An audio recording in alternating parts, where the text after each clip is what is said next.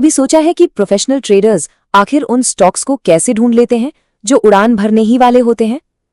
आज हम एक ऐसी ही 30 सेकंड की टेक्निक पर बात करेंगे जो किसी के भी ट्रेडिंग करने के नजरिए को बदल सकती है। सिर्फ 30 सेकंड में एक ट्रेंडिंग स्टॉक ढूंढना। सुनने में तो ये कुछ ज्यादा ही अच्छा लगता है ना? खैर, ये उतना भी मुश्किल नहीं है जितना लगता है। एक ऐसा पावरफुल टूल है जो मार्केट के इस शोर को कम करके सही अवसर पहचानने में मदद कर सकता है, और वो भी बहुत तेजी से। शेयर बाजार पता है कैसा है? एक विशाल भीड़ भाड़ वाले शहर की तरह।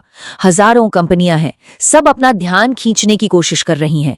ऐसे में ये जानना कि देखें तो देखें कहां बहुत मुश्किल हो जाता है, और किसी छिपे हुए हीरे को खोजना तो और भी मुश्किल। अंदाजा लगाइए, भारतीय शेयर बाजार में 4000 से ज्यादा कंपनियां लिस्टेड है।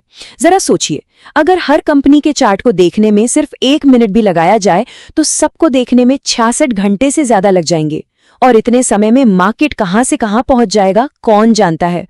कभी ऐसा हुआ है कि इतने सारे ऑप्शन देखकर इतना कंफ्यूजन हुआ कि कुछ किया ही नहीं?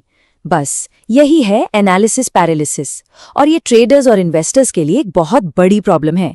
जब बहुत ज्यादा जानकारी होती है ना, तो फ्रीज हो जाना और एक अच्छा मौका गंवा देना बहुत आसान हो जाता है। तो इस इंफॉर्मेशन के जाल से कैसे बचें? इसका जवाब छिपा है टेक्निकल एनालिसिस की दुनिया में। हर रोज स्टॉक चार्ट्स हमें मार्केट के बारे में इशारे देते हैं, सुराग देते हैं। हमें बस उन्हें पढ़ना सीखना है। देखिए, स्टॉक चुनने के 2 मेन तरीके हैं। फंडामेंटल एनालिसिस ये समझने जैसा है कि कौन सी कार खरीदनी है उसकी क्वालिटी और परफॉर्मेंस के आधार पर। वहीं टेक्निकल एनालिसिस ये बताता है कि उसे खरीदना कब है, मार्केट के ट्रेंड और मोमेंटम को देखकर। आज हमारा फोकस कब पर है। टेक्निकल एनालिसिस के दिल में होते हैं कैंडलस्टिक पैटर्न्स। ये चार्ट पर बने कुछ विजुअल सिग्नल होते हैं जो ये बता सकते हैं कि कंट्रोल खरीदारों के हाथ में है या बेचने वालों के। जैसे कि एक बुलिश इनगल्फिंग पैटर्न, ये एक मजबूत इशारा हो सकता है कि कोई स्टॉक अब ऊपर जाने वाला है। ठीक है, तो अब आते हैं सबसे मजेदार हिस्से पर। चलिए अब उस मुफ्त टूल को देखते हैं जो इन कैंडलस्टिक पैटर्न्स को अपने आप ढूंढ सकता है। अब घंटों तक चार्ट्स को स्कैन करने की कोई जरूरत नहीं, सिर्फ कुछ ही क्लिक्स और काम की जानकारी सामने। ये प्रोसेस सच में बहुत सिंपल है। सबसे पहले investin.com पर जाइए और अपना रीजन इंडिया सेट कीजिए। फिर टूल्स मेनू में स्टॉक स्क्रीनर को चुनिए। वहां से कैंडलस्टिक पैटर्न टैब पर क्लिक करना है। असली जादू यही होता है। आप अपने हिसाब से फिल्टर लगा सकते हैं, जैसे टाइम फ्रेम क्या हो और रिलायबिलिटी कैसी चाहिए। अप्लाई पर क्लिक करते ही बस हो गया, आपके सामने पोटेंशियल विनर्स की एक लिस्ट होगी। तो अब ये लिस्ट तो आ गई, पर इसका मतलब क्या है?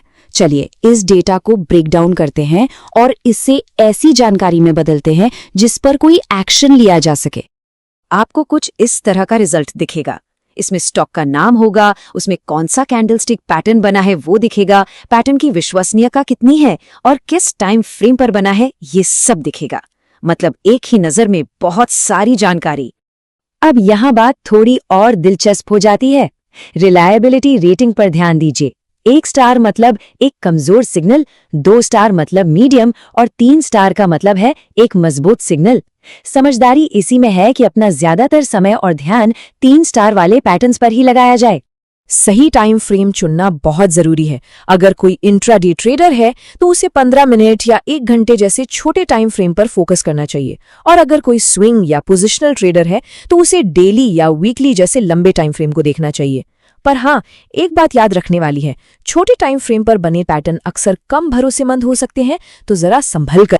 अब वो सबसे जरूरी सलाह जो दी जा सकती है, ये टूल कोई शॉर्टकट नहीं है, ये सिर्फ एक शुरुआती पॉइंट है। ये कोई जादुई छड़ी नहीं है जो रातों रात अमीर बना देगी। इस बात को गांठ बांध लीजिए। स्क्रीनर आपको संभावित ट्रेड्स खोजने में मदद कर सकता है, लेकिन ये कभी भी आपके अपने एनालिसिस की जगह नहीं ले सकता। आखिरी फैसला हमेशा आपका ही होना चाहिए।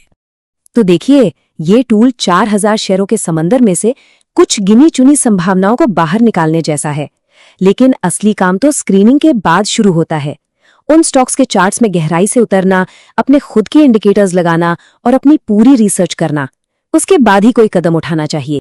तो ये एक बहुत ही पावरफुल टूल है जो काफी मदद कर सकता है, लेकिन दिन के आखिर में ये सिर्फ एक टूल है। असली सवाल ये है कि इसे अपनी ओवरऑल ट्रेडिंग स्ट्रैटेजी में कैसे फिट किया जाएगा, क्योंकि कोई भी टूल उतना ही अच्छा होता है जितना उसे इस्तेमाल करने वाला ट्रेडर।